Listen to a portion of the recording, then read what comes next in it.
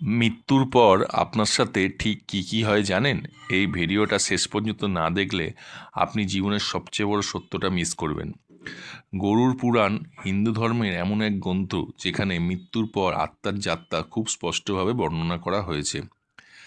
আজ আমরা জানব মৃত্যুর পর আত্মার কী হয়, কেন শাস্তি পেতে হয়, আর এর পেছনে ধর্মীয়, মানসিক, সামাজিক ও আধ্যাত্মিক এবং বৈদিক সত্য কী আছে।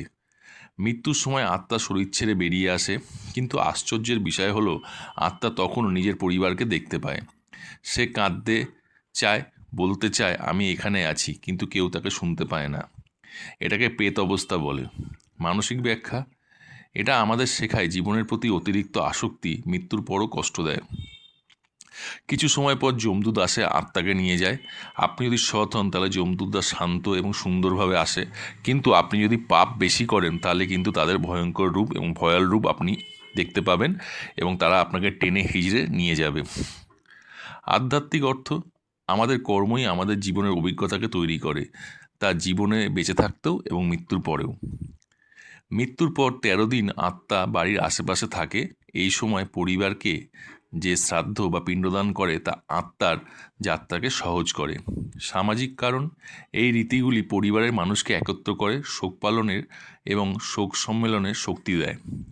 মানসিক কারণ: এটা একটি ক্লোজার তৈরি করে, প্রিয়জনকে বিদায় জানানোর জন্য একটি প্রক্রিয়া মাত্র। এরপর শুরু হয় এক দীর্ঘ পথ, যমলোকের যাত্রা। এই পথে আত্মাকে সহ্য করতে হয় ক্ষুধা, তৃষ্ণা, অন্ধকার, কষ্ট। আধ্যাত্মিক ব্যাখ্যা: এটা শুধু শান্তি নয়, এটা আমাদের জীবনের কাজের প্রতিফলন। আমাদের ভুল কাজই আমাদের পথকে কঠিন করে তোলে। শেষে আত্মা পৌঁছায় যমরাজের দরবারে। সেখানে প্রতিটি কাজের হিসাব হয়, একটি ক্ষুদ্র কাজও বাদ যায় না। ভালো কাজ অর্থাৎ স্বর্গ এবং খারাপ কাজ অর্থাৎ নরক। বৈদিক ব্যাখ্যা: এটা এক ধরনের নৈতিক শিক্ষা যা সমাজে সৎ পথে চলতে শেখায়। গরুড় পুরাণে নরককে ভয়ঙ্কর শাস্তির কথা বলা হয়েছে, যা আমাদের ভুল কাজ থেকে দূরে রাখে, আর স্বর্গের বর্ণনা আমাদের ভালো কাজের জন্য অনুপ্রাণিত করে। বাস্তব শিক্ষা: স্বর্গ নরক শুধু মৃত্যুর পরই নয়, আমাদের বর্তমান জীবনে অনুভব করা যায়। এই সব কিছু শেষে একটাই বড় শিক্ষা: ভালো কাজ করুন, কাউকে কষ্ট দেবেন না, অহংকার ছেড়ে দিন, ভগবানের প্রতি বিশ্বাস রাখুন। কারণ আপনারা আজকের কাজই আপনাদের আগামীকালের ফলকে নির্ধারণ করবে। ভিডিওটি শেয়ার করুন এবং ভালো লাগলে কমেন্টে লিখুন জয় জগন্নাথ।